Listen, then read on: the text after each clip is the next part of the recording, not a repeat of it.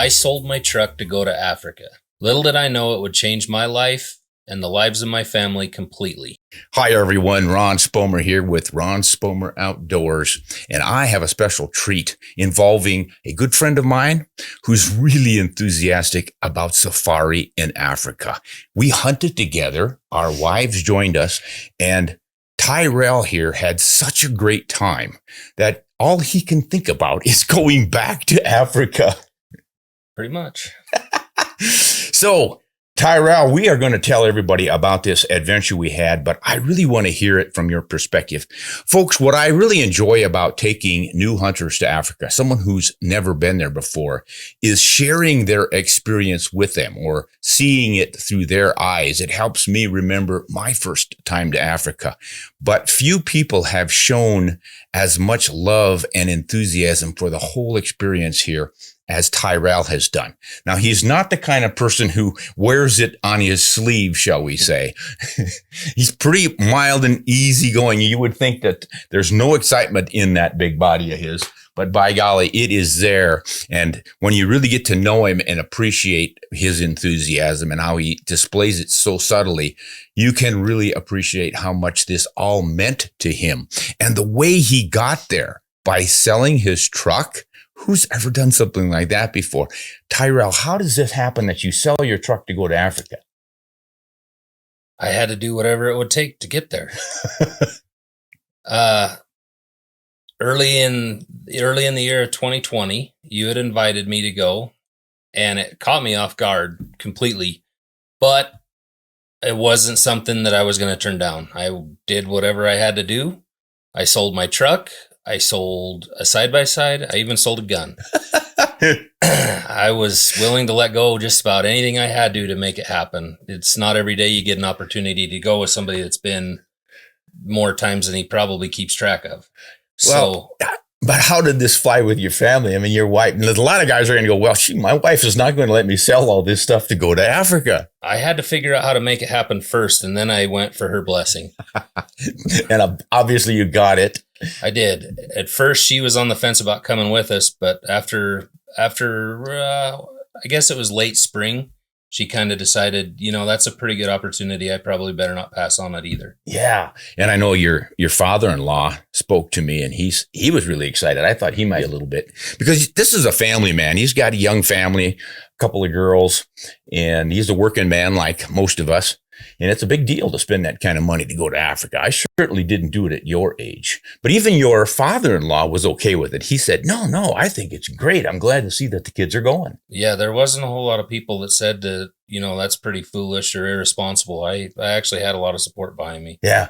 The one who did say you shouldn't do it was my wife, Betsy. Yeah, she didn't like the idea of me giving up a truck to go, but it didn't seem to bother me very much. Well, that's what matters. And it's really great that Clara supported you. So both of our wives went along on this hunt. And I think that's where we need to go. I know you are so excited about talking about the hunt because it meant so much to you. I think I'll first want to ask you is a little bit of background on how you got interested in Africa.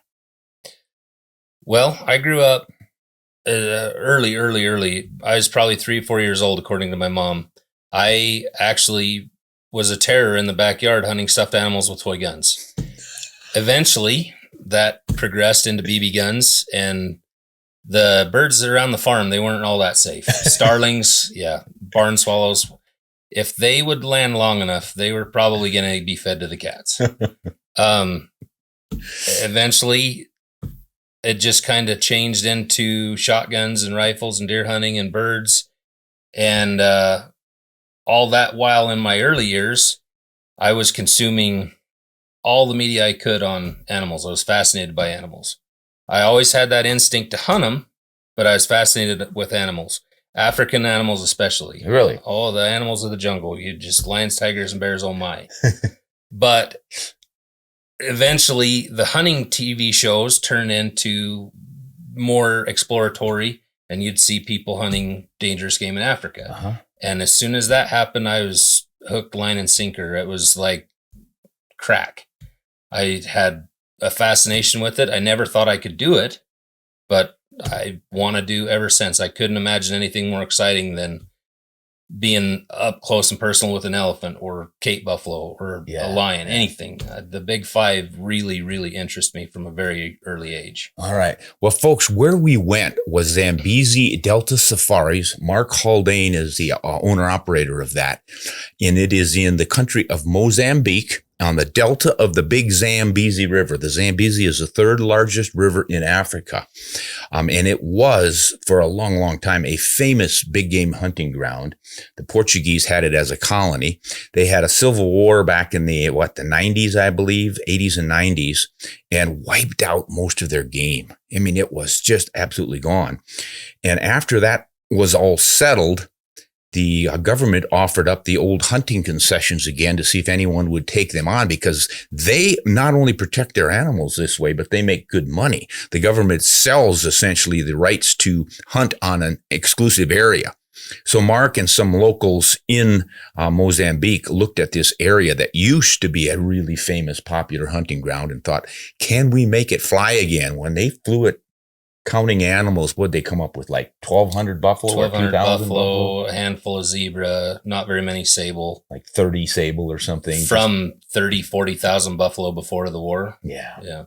So they were trying to figure out how they could possibly make this work. Obviously, you can't just jump into something like this and not make any money. There's got to be some finance there to supply things. And I guess one of the owners had enough capital that he could invest it and risk it for a few years until things got rolling. Obviously, they did a great job of it, because now their buffalo population stands at something like 25 to 30,000 animals. Imagine that. It was about 1994 when they started, right? I think that it sounds about right when Mark took it over. Yeah. And what was your impression of the density of wildlife where we went? I've never seen so many animals in one place in all my life. I mean, you imagine your best day in Yellowstone and multiply that by hundreds. Oh, yeah. It was insane. Breathtaking, really. There was animals behind seemingly every scrub, every tree, everything. Flying in, that's another thing worth mentioning too. Flying in, immediately in the helicopter, I expected to see animals everywhere. I mean, I'm in Africa. There should be animals all over. And there wasn't. There was nothing until we crossed that invisible line. What's the invisible line? The boundary for Kutada 11, Mark Haldane's hunting area. As soon as we crossed that, it was like you went from wandering the dark to somebody turning on the lights. There was animals everywhere. Absolutely true, folks. I mean, I was trying to photograph from this helicopter. We had a great view through the plexiglass, and we flew low, and there's no animals. Absolutely nothing. We didn't see a single mammal other than some cows until we hit this boundary. And it's not a fence, but they patrol it so carefully and they control the poaching so effectively that not only the poachers know they shouldn't cross this line, but so do the wildlife because of the poaching pressure on the other side. And the crazy thing is, remember that there was a couple there who were not hunters, and they told me that they were anti-hunting, but they knew Mark's wife, and she invited them over, and they thought, this is not going to work very well. But she convinced them to come over, that they would see a lot of wildlife. And after 2 days, they were so flabbergasted that there was so much wildlife and it was so accessible and they were seeing so many. Yet there were hunters in camp, and they knew that this place had been hunted since 1994, and they just couldn't believe it. They essentially got the message. You can have sustainable use hunting in a place like this and increase the wildlife population. They were absolutely convinced. They just flipped 180 from their previous views. I wish everybody could see that, honestly. In the helicopter, I remember very distinctly choking back honest tears, because I remembered all the problems at home and all the stigma about trophy hunting. And it was so powerful to see a basic moonscape. The trees were poached. There was nothing, no roads, no, minimal walking paths. Yet these people are capable of so much destruction. And then where you give the wildlife value, it was like the Garden of Eden. There's animals everywhere. And that's all due to sustainable use hunting. Yeah. And it really, really moved me. Yeah, and it's such a powerful lesson that we all need to learn. Sustainable use. I keep preaching on that one.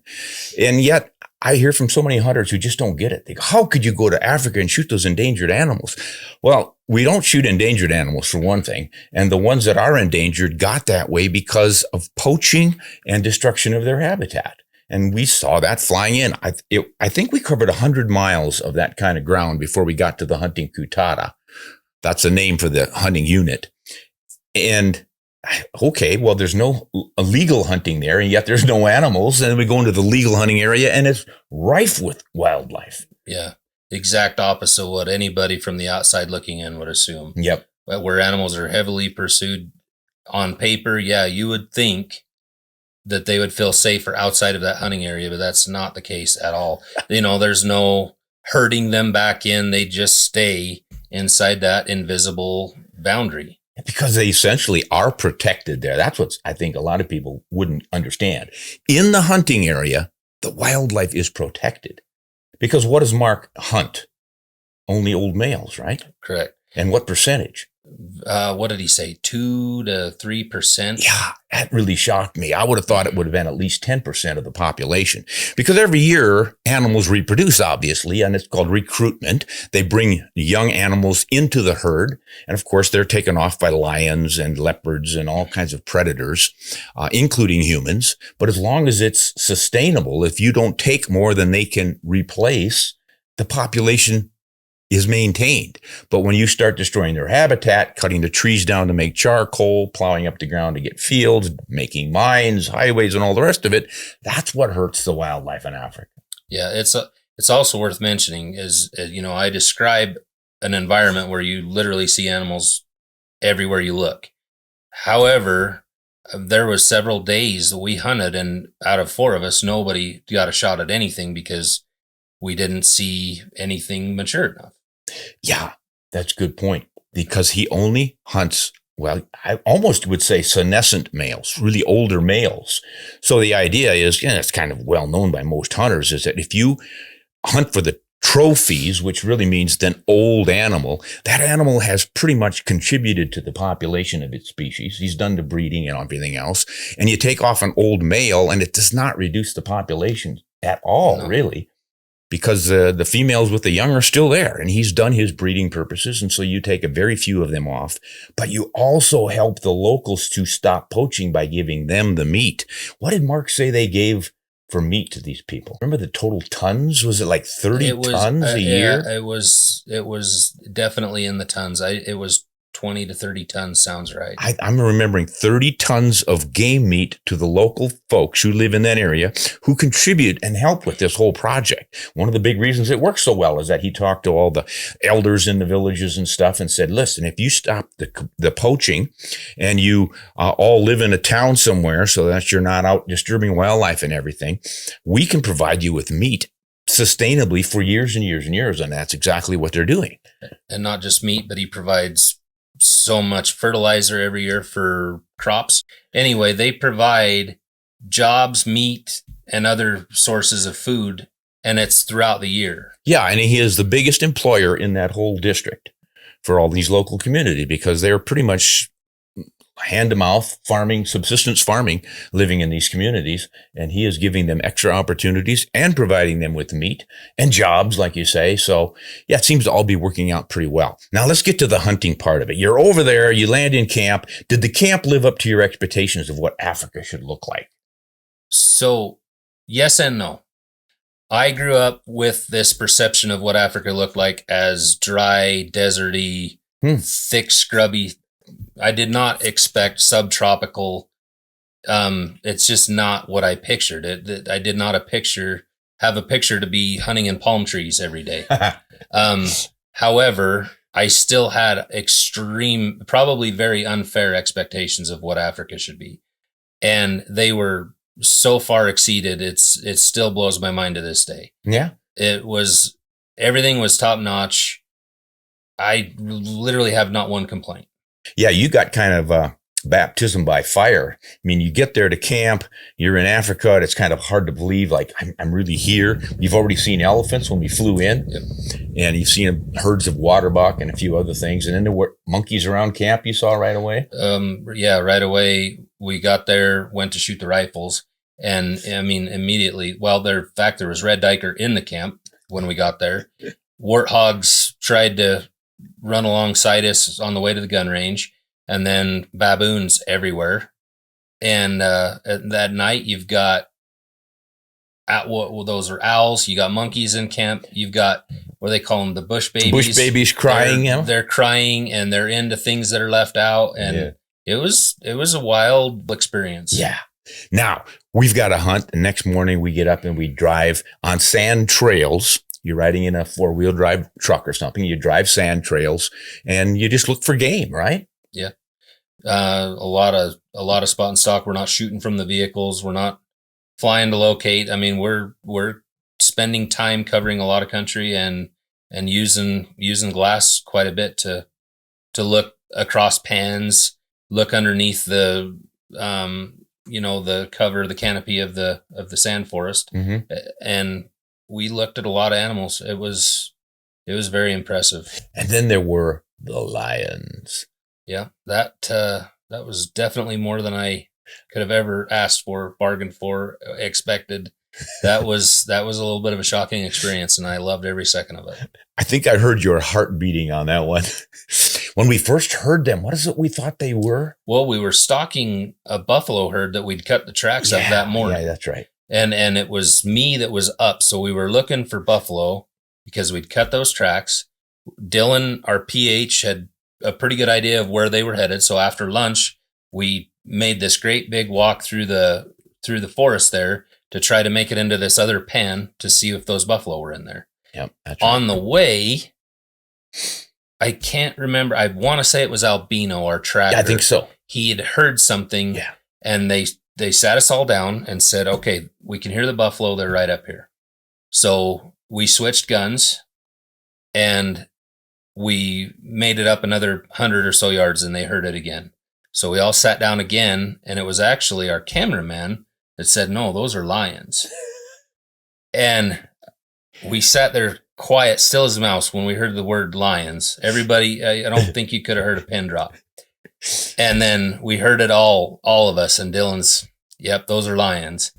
And there was really nothing else we could do but to take control of the situation in that forest and walk right at them. So he told us all to stay close, and next thing I know, we'd walked right up on some unsuspecting lions. And they even, as I remember, they were walking sort of toward us, a bit of an angle, broadside in front of us, but kind of coming closer to us. And then they bedded down. At least I saw one of them bed down right there, which really surprised me. They had no idea we were there. No, they didn't. And that, it was worth the price of admission right then and there, just to see, because up until 2018, lions didn't exist in Coutada 11. Yeah, that's a good point. They actually reintroduced lions. And here's another good argument in favor of this kind of sport hunting. By limiting the harvest, controlling the poaching, and all the other things they were doing, they got so many species built up that there was now something for lions to eat. It's similar to wolf reintroductions in this country. We know we went from almost no elk to million. I don't know how many elk there are now, but you had suddenly a lot more wild game out there, and wolves could make it. Yeah. Whereas in the old days, they would eat nothing but cattle. Well, no one wants that. That's why we got rid of them in the first place. Similar thing in Africa. In the settled areas, they don't want any lions around eating their cattle. But in this area, there are no cattle. See, they got them all out of there, limited the farming to a certain section of it. So you still have wild Africa. And that enabled the population of buffalo to grow to the point where they could introduce lions, and now they can have lions in there. And they're not hunting these lions. Someday they might, because the population might get too high. You've got to organize, balance all this stuff and manage it. But what a treat. Not only did they have lions in there, but while we were there, what did they release? The second part of that project, they had the lion reintroduction, and a few years later they had the cheetah reintroduction. Cheetah, they actually had to investigate back to early explorer books to find that cheetah actually existed in the Zambesi Delta. They proved that it did, and they have been releasing wild cheetah back into that ecosystem since 2021. So we were there 1 year after the first cheetahs were released, and we were there and helped release the second round of Yeah, they had 4 cheetahs that they brought in. They're getting a diversity from different parts of Africa, so they have genetic diversity in the population. And we were able to, well, I think one of the girls opened the gate on one of them to let them run out. We got some great footage of them and some great still photography. And the next day, they were already on a kill. Remember that? One of them had a reed buck dead on the edge of that big pan. Yeah, I do, actually. Not too far from where we'd let them loose. That really surprised me. Yeah, and after, the last year and a half of following them on social media, it looks like they're all doing really well. So now let's get to your buffalo hunt. They broke you in with I think a reed buck. Took a reed buck or an impala. Took an impala.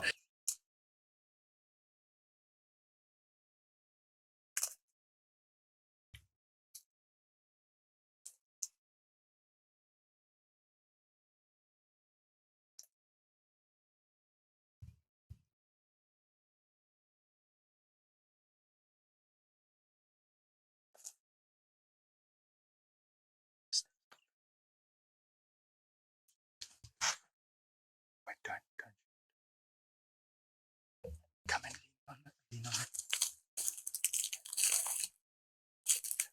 It's coaching away from you. Wait. He's got his backside towards you. He's got the palm tree in front of you. You can see a gap through there. You can have a shot.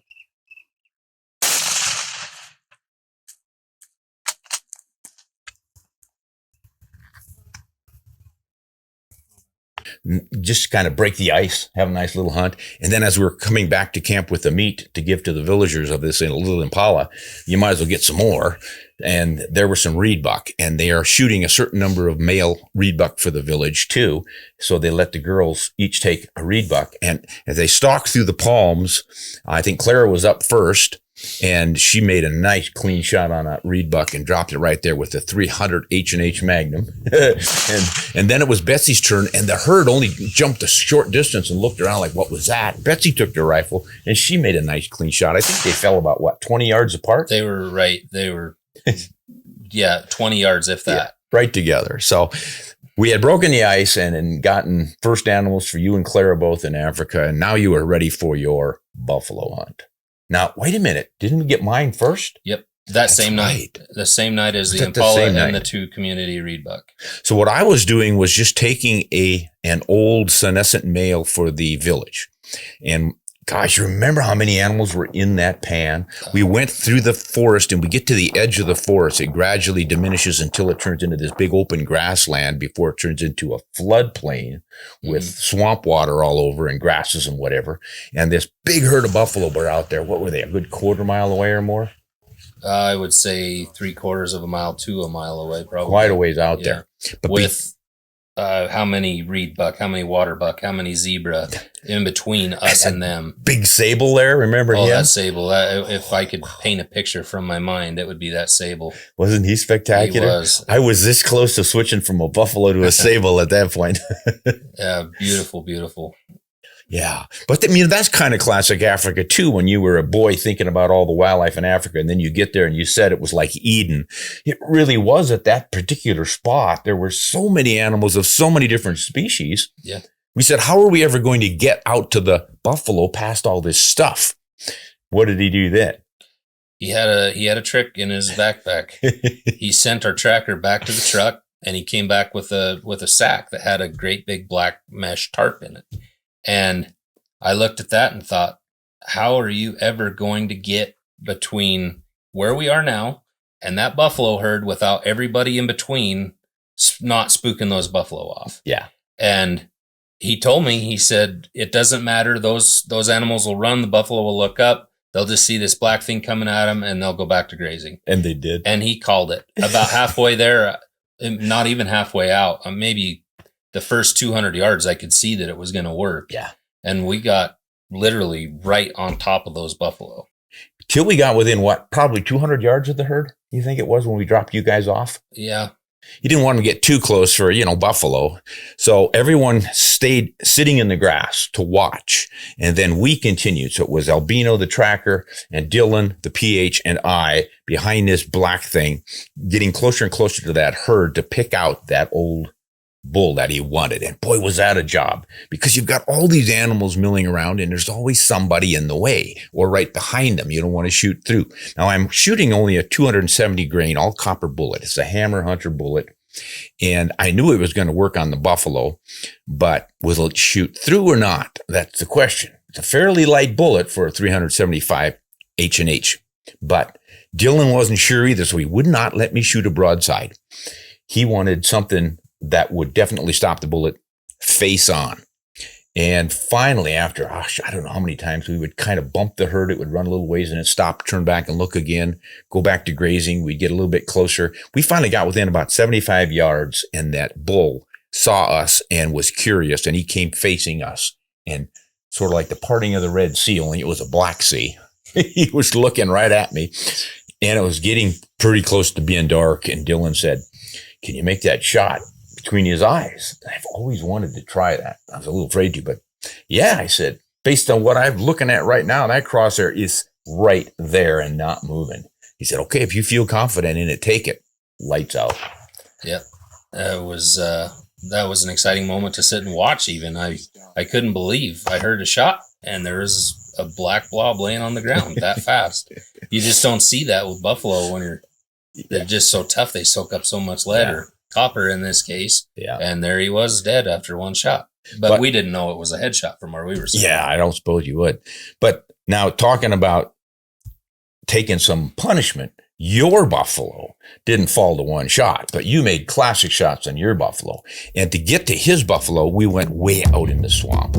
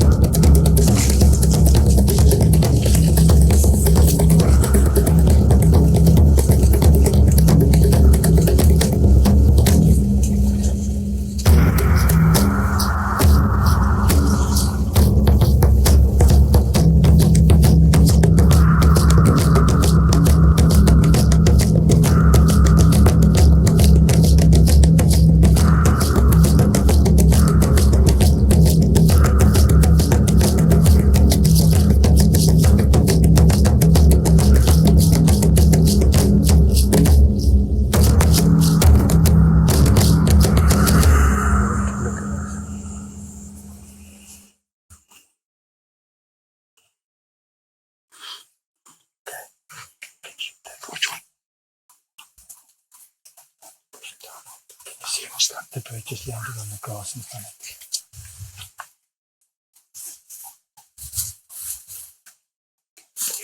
He's got a calf in front of him. He's got that young calf in front of him. Yeah, he's got a young calf in front of him. He's turning back around the other way. You have the right one there. Oh, not in, he's just swung his head back. Yeah, and he's coming towards us almost.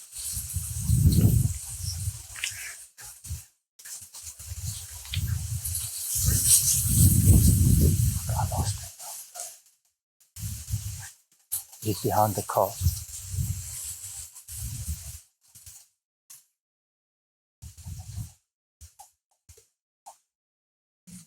when he comes into that gap, okay. What's that calf move? Yeah, take him.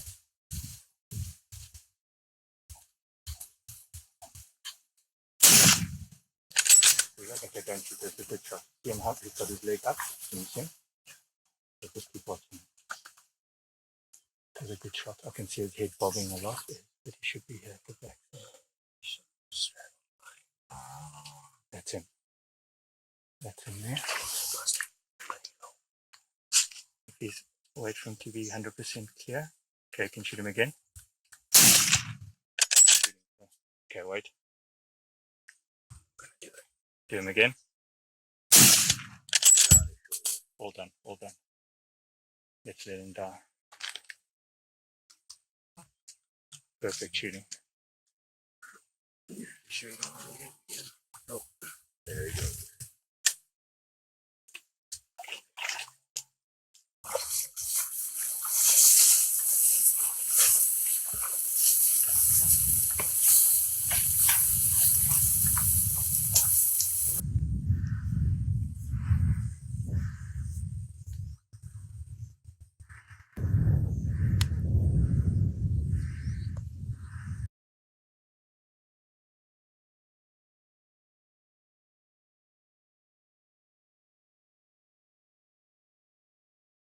What was that vehicle we were driving in again? Bachwagen. The Swedish, BVD? Swedish BV. BV? Yep. BV. It's a military all-terrain kind of a vehicle that they picked up. So they could go through these swamps because you go from dry land to wet meadows to deep swamps to floating, and this thing will float. And we had to try to get through some of that stuff to find these herds. And remember when we got into the really deep water? That papyrus was, that stuff was wicked. That day started rough. I actually wasn't really loving that day all that much. Yeah, you didn't look for too well. 3/4 of it because up to this point we'd been in the forest and in the hunting the pans in the floodplain most of the time, so we always had a little bit of shade. Mm-hmm. And that day, once you get out past those islands, there's no shade. Mm-hmm. And they mentioned in the pamphlet, bring long sleeve shirt, bring long pants, bring a floppy hat, stuff like that. And I thought, I'm going to be in Africa. I don't need long. I need short. I need cool stuff. And I'll tell you what, the sun was baking me alive that day. It was so powerful. Yeah. Battling that papyrus. Those vehicles are not smooth. They're loud. They're hot. Got that exhaust right there. Yeah. The engine's in the center of the vehicle that I happen to be standing on. And it really wasn't all that fun until after lunch when we found that buffalo herd and it was time to go after them. Yeah. That cooled you down. Oh, immediately. Yeah. Right into the water, shin deep. Yep. And then it was stalking. And I remember we got, we knocked off a few hundred yards to the herd. And then all of a sudden they were looking. He said they're bedded down. We need them to be up and active and feeding and chewing, because if they're bedded, they're at their most alert. They're going to hear you more easily. They're probably going to see you. Let's just wait. And we just bedded down ourselves in that. It was not exactly dry where we were lying down, but it wasn't soaking wet either. It was just damp. It was bearable. Yeah. But what did we do? About an hour there, and they got up and started to feed. And they said, now it's time to stalk. And then we went into the deep water along the edge and got a little more cover. Yeah, waist deep water, through sawgrass. Knuckles are bleeding through that stuff. But at that whole time, it was exciting. It was real. It was business. And, you do whatever you have to do. If I have to hold the gun over my head and go neck deep, I'm going to do it. Yeah. Didn't have to go quite that deep, but we went deep enough for me to get leeches. And that's when I remembered why I was supposed to be wearing some spats or something. Yeah. I couldn't figure out why the heck they wanted me to have those. I'd forgotten there's leeches in that water. So I just had long pants on and the leeches went up my feet and under my legs. And when I got back, I had lots of leeches hanging on my legs. You and Dylan both. In fact, I think everybody had one except for me. Yeah.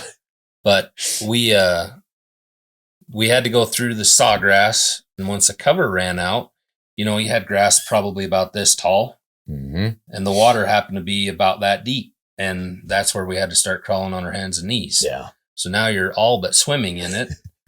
And there was one last stand of, I want to say it was sawgrass. Yeah, it was. And we had to get up behind that. So we're on our hands and knees the last, 200 yards? Yeah, if 100. that, 100. But once we got there, it was kind of like a little island almost surrounded by water. They were on the other side and coming closer. Yep. And they were sort of splitting around that, it looked like. And that's where we set up to have Dylan take a look and confirm yes or no, there's a bull in here worth taking. Yep. And all of a sudden I had the green light. Yeah, when he found that bull, it was, of course, covered by, don't shoot yet, there's a calf in the way, all the usual stuff. Meanwhile, just off here to my left shoulder, there's a cow about 30 yards away giving me the evil eye. I'm thinking, shoot that bull, let's get out of here. And boy, when you shot him, what a perfect shot. This bull took that 270 grain bullet to the shoulder, broke it because he lifted it up and he could not walk on it anymore. He hobbled off into the crowd and they all thundered off, and you had a hard time seeing him. He was a little taller than everybody else, but Dylan does a great job of keeping track of which one's which. And when he finally cleared, he said, give him another one. Yep. He was already wobbling, and I thought, this guy's going down. But buffalo, they can decide to come back to life and give you a big hurt in a hurry. Yeah, they say it's the dead ones that kill you. Yeah. So then you made another perfect shot on the shoulder. I was ready. I looked at that spot that had a little bit of blood on it and sent another one. And he's hobbling. Well, in fact, he almost looked like he wanted to come our way. Yeah. See, there's a split second there where I thought he's finally recognized us because he looked right at us and I thought he was going to come. But then he turned to the side and he wasn't really balanced very well at that point. But I was raised big animals, they're still up. You keep shooting. Oh, yeah. And I'd already jacked one. I was ready to go. I asked Dylan, can I do it? He said, yep, give him another one. I hammered him a third time, and it didn't take long. He was on the ground after that. Yep, he tipped right over. And then when we skinned him to get the meat and everything, here were two bullets about, this far apart on the opposite side? On the opposite side. We didn't recover the third bullet. That one, he was facing you and it went back into the... we didn't recover the third bullet. However, when we rolled that bull over, I remember Dylan going and putting his hand over all three entrance wounds. They were all right under his hand. It was right there. And that when he looked back and smiled, that felt pretty good. That was good shooting. And when I looked over at you after your last shot, you were just standing there. I thought, as calm as could be. I thought, why aren't you shaking? Why aren't you getting all excited? We still had to recover him. I knew I needed to reload, and we still had to walk up on him, and might not be done. Well, I think I did detect a little bit of quiver in your hand when you were putting some new cartridges into that rifle. I could not get the safety work to save my life. My hand was shaking just enough.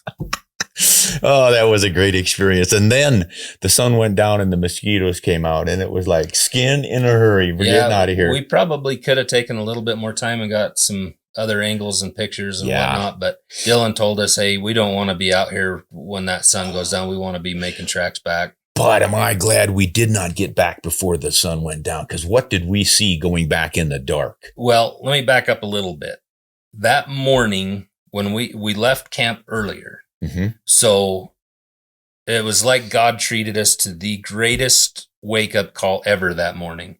We got to the swamp where they parked the vehicles, and that sunrise up over those giant palm trees reflecting over that water. In the mist. In the mist that was still rising. Yeah, that was so beautiful and picturesque. And so then you go through the day with all the grind and the heat and everything that sucked about it. Yeah. That buffalo is laying on the ground, and it was like the most rewarding experience of my life. Every bit of suck that day had was all 100% worth it. I would go back absolutely in a heartbeat if I could right now. But as we're breaking down that bull, the sun's setting, and it was the sunset that paired perfectly with the sunrise from earlier that day. Yeah, it did, didn't it? Because when the sun sets in Africa, there's so much smoke in the air when you're there in the hunting season. They're burning off the grasses to regenerate and they get the new grasses to grow. So there's always a lot of haze and smoke in the air. When the sun sets, it's just like this perfectly circular orange globe coming down.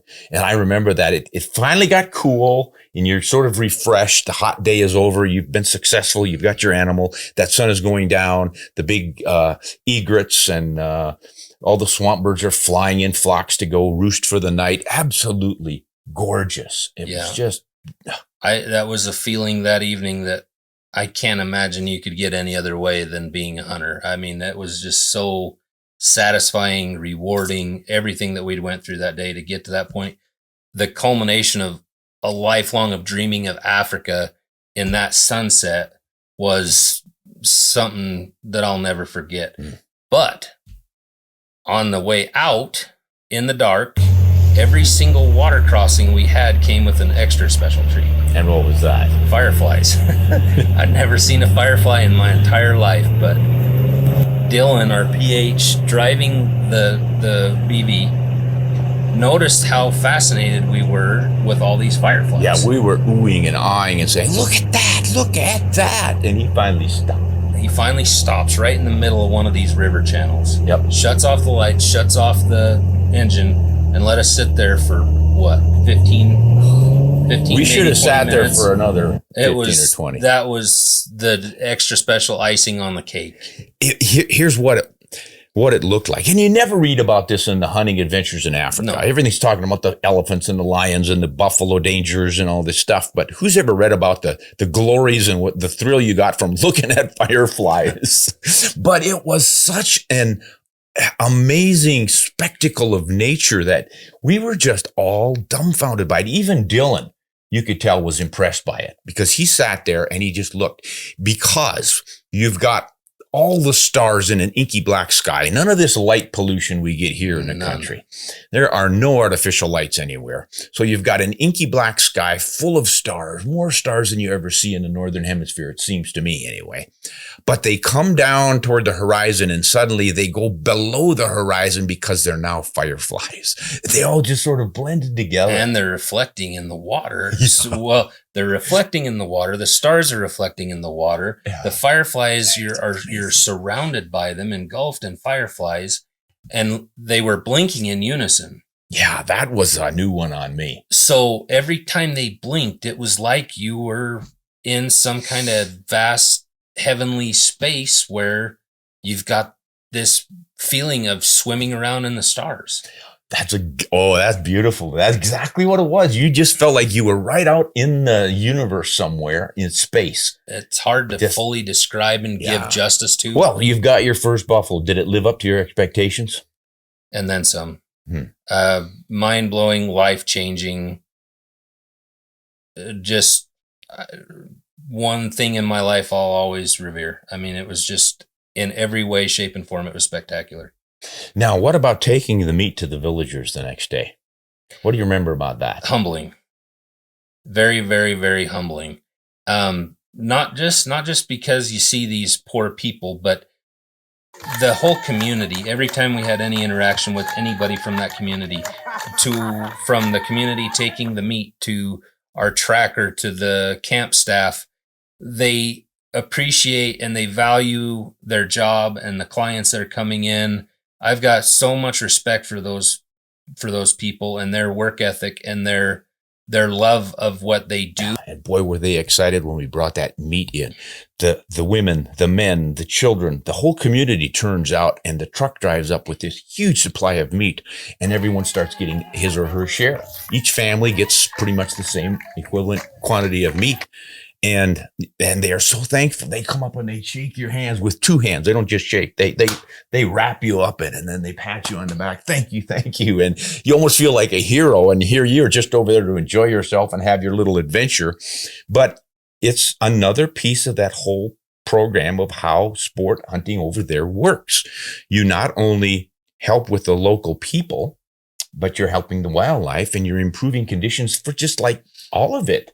I just don't see a downside to it. They have, how many anti-poachers did he have on motorcycles work in that area? Were there 8 or 12? No, I don't know. I don't recall the exact number, but I want to say it was double digits. They have full-time rangers. And a lot of these outfits, they employ through the hunting season anti-poaching teams. Mark has people 100% year round on staff anti-poaching. Yeah, because if you let off the gas pedal on the anti-poaching during the off season, then they can get in there and poach. Yep. So they've just controlled it so darn well. Yeah, the whole system's just absolutely wonderful. Now, what else did we take? Oh, warthogs.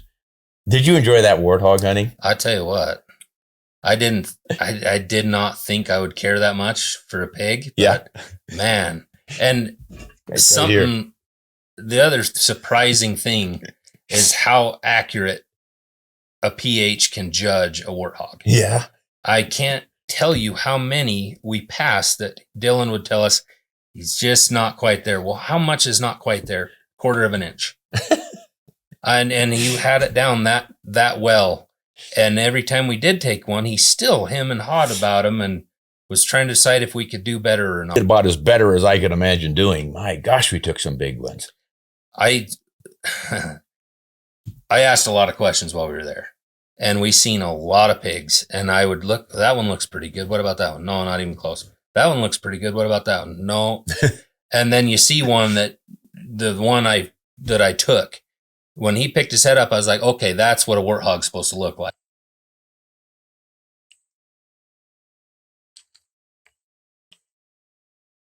I think we should take this pig.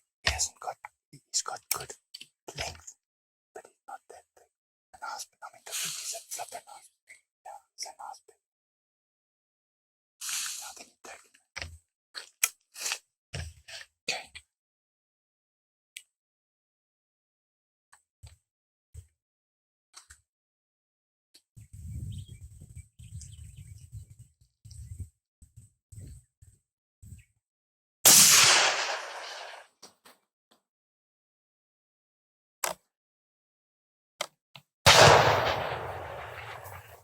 Got him.